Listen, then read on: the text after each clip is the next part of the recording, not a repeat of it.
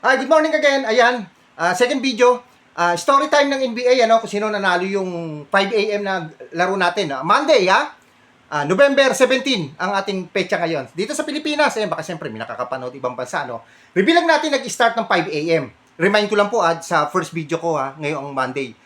80 teams ang naglalaro, no? Inisa-isa ko. Kung gusto nyo makita, doon na lang. Okay. Pero pag may time, i-reveal natin. Okay, ang una hong naglaro diyan, ano, no? Yung LA Clippers versus Boston Celtics. Oho. Lamang na lamang ho ang kwento ko, ang Boston Celtics hanggang fourth quarter.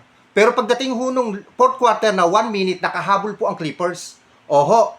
At may istorya pa na nangyari ay ano, no? 2 seconds. Kaya lang walang timeout ang Clippers. Free throw ho ng Boston sa kabila, 3 lamang. Hinagis James Harden, hindi ho niya na-shoot. Yung tira. Maganda ang tira, hindi lang pumasok. Tie sana sa 121. Kaya ang score ho natin 121-118 kasi nga hindi na-shoot ni James Harden. Alam niyo ba kung ilan ang score ni James Harden? 37 points. Kaya lang wala ho siyang katukoy, napansin ko. So yung to make the story short ng Boston Celtics at saka LA Clippers, nalala po ang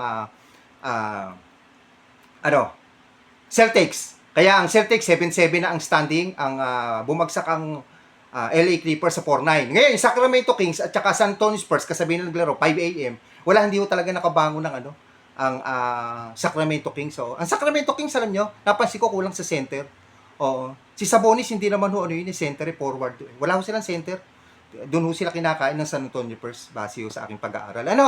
Ngayon, ang score, 123 ang Spurs, 110 ang Kings. Ayun ang final score, Okay, at ang Sacramento Kings bumagsak sa 3-11.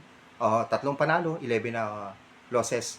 Ngayon, ang San Antonio Spurs, 9-4. 9 na panalo, 4 na panalo. Again, 8 games po tayo ngayong araw na to. Ano ba ongoing games ngayon? Meron. Siyempre, ito. Wait lang. Okay, ang Brooklyn Nets naglalaro po at saka Washington Wizards. Okay, first quarter pa lang.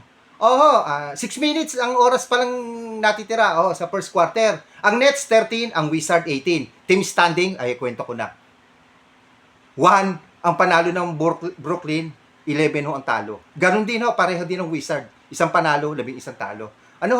Okay? 8 a.m. meron ito papanoorin natin Pero mamomonitor tayo sa Nets at saka sa Wizard, Pero papanoorin ho natin ito maganda, yung Orlando Magic, ang standing 7-6, ang kalaban nila Houston Rockets. Rockets masarap panoorin, parang New York. Wala akong laro New York ngayon, paborito ko. Tsaka Lakers, walang laro, okay? Rockets 8-3 ang team standing. 8 a.m. yan, yan ho papanoorin natin, mamonitor natin. Tapos 8 a.m. may kasabay ang Rockets versus Magic. Ito naman, mga fans ng Warriors, Ang Warriors, kalaban, Pelicans. 8 a.m. din, kasabay. 8-6 ang standing ng Warriors, ang Pelicans 2-10. Okay, ano pa ba? Teka, okay, na-reveal na. Okay, ulitin ko. 8 games ho tayo ngayon, 8 games ngayon.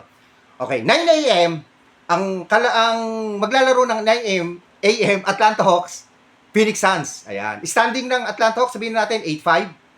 Ang 8 panalo, 5 talo. Sabihin, alam niyo na 'yon. Suns 8-5 din. Pareho sila ng win and loss ng Atlanta Hawks saka Phoenix Suns. 9 a.m. ulit again, may magkakasabayan. Chicago Bulls, team standing 6-5. Utah Jazz ang kalaban, 4-8. Ayan. 8:30 meron ding laro, Trailblazer, kalaban ng Mavericks. Again ang Mavericks ang sabi pinalitan na doon si Jason Kidd, yung kanilang head coach. Hindi ko alam kung fake news or totoo. Malaman natin yan mamaya. Okay? I-reveal natin. Check natin yan, okay? Ayun. 8:30 yan Trailblazer at saka Mavericks. Ayun. Nasabi ko naman Okay, ayan yung mga games natin. 8 laro tayo ngayon Monday. November 17. Ayan. 2025. Ayan. Ano pa ba? Ating okay, silip tayo yung ongoing game. Okay. Kasi may oras pa tayo. Okay. Brooklyn Nets versus Wizards. Ayan naglalaro. Ongoing Okay. Okay. Ay, by the way, pala kanina, yung sa laro ng, ng San Antonio Spurs at saka ng Sacramento Kings. Partida wala pa si Wembanyama, may calf injury. Rebound by Claxton. Ayun. Ilalo ko na doon, di lalo na, no? Oh. Claxton trailing. Gets inside. Ang Sacramento, napansin ko yan, kulang sila sentro. Oy, Sacramento, management. Yan. Marami sila mga 2-3 player na magagaling. Oh. Mga superstar andun. Si Westbrook andun, di ba? Dennis Schroeder andun. No? Yung mga dating player ng San Antonio andun. Ayan, okay? Eto. Brooklyn Nets, naglalaro.